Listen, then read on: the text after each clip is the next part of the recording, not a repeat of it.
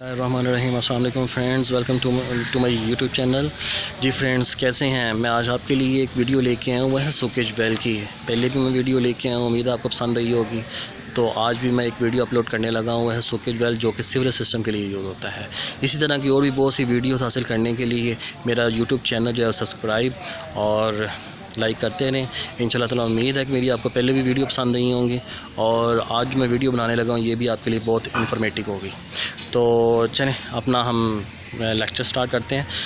ऐसे है कि ये जो सोकेज वेल है, इसका मकसद ये होता है कि जिस एरिया में हमारा सीवरेज सिस्टम ना हो या जो ज़मीन है उसका लेवल जो है वो सीवरेज सिस्टम से अप हो, ठीक है, या जहाँ पे सीवरेज सिस्टम का कोई नामो निशान ही ना हो, तो वहाँ पे कुएँ की तरह का हम एक सोकेज वेल बना देते हैं। कुआँ आप देखा कि पहले ज़माने में लोग कुएँ से पानी हासिल करते थे, वो ज़मीनी पानी से आता ज़मीन तक हम लोग वो कुआँ लेके जाते थे 10 फुट डाय का, और वहाँ से हम लोग पानी हासिल करते थे। लोग बहुत कैने और जैसे भी उनके पास जो चीज़ें अवेलेबल होती थी वो भर के लाते थे। तो ये देख रहे हैं सोकेज वेल भी सेम इसी तरह की कंस्ट्रक्शन है। इंटरनल डाया इसका 10 फुट होता है, बाहर हम इसकी 13.5 इंच की जो है ना चिनाई नीचे से लेके आते हैं, ठीक है।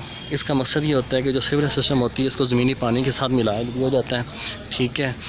और इसको ऐसे किया जाता है कि नीचे सबसे पहले हम लोग इसकी बेस पे एक खुदाई करके ना तो RCC का एक बीम डाल देते हैं, ठीक है। उसके ऊपर हम जो चिनाई या ब्रिक वर्क है वो हम लगा के हम ऊपर लेके आते हैं, ठीक है। इसके 2 दिन का प्रोसेस होता है। वैसे लगता तो इसकी कंस्ट्रक्शन पे टोटली 1 महीना है, इसकी कॉस्ट तकरीबन टोटली 25 से 30 लाख रुपए तक जाती है इसको बनाने में, ठीक है। तो इसको करते ऐसे हैं कि एक दिन हम लोग ब्रिक पर करते हैं, जैसे कि आज ये देख रहे हैं कि मज़दूर हमारे काम कर रहे हैं, ये 5-6 फुट तक ब्रिक पर करेंगे ज़मीन से ऊपर, और कल ऐसे करेंगे। ये जो बांस आप देख रहे हैं इनके साथ हमने चैन कुपी की तरह की एक पुली बनाई हुई है, ये हमारा रस्सा जा रहा है, और वो आप देख रहे हैं कि वहाँ पर हमारा इंजन पड़ा हुआ है, ठीक है।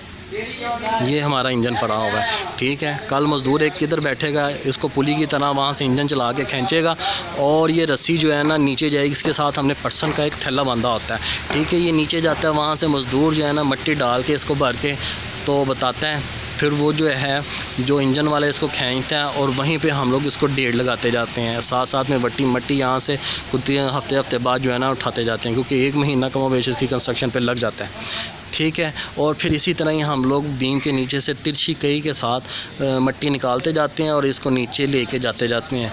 जैसे जैसे नीचे जाता है तो इसकी जो है पैमाइश बढ़ती जाती है। कमोबेश इस वक्त लाहौर का पानी तकरीबन 125-150 के पास चला गया, तो इतना ही हम लोग इसका गहराई तक इसको लेके जाएंगे। और उसके बाद साथ में हम लोग सीवरेज सिस्टम जैसे कि मैन होल होते हैं, वहाँ उसको लाएंगे, एक सेप्टिक टैंक बनाएंगे छोटा सा, ठीक है, मैन होल की तरह का। उसकी लंबाई चौड़ाई ज़रा थोड़ी सी ज़्यादा होगी, गहराई ज़्यादा होगी।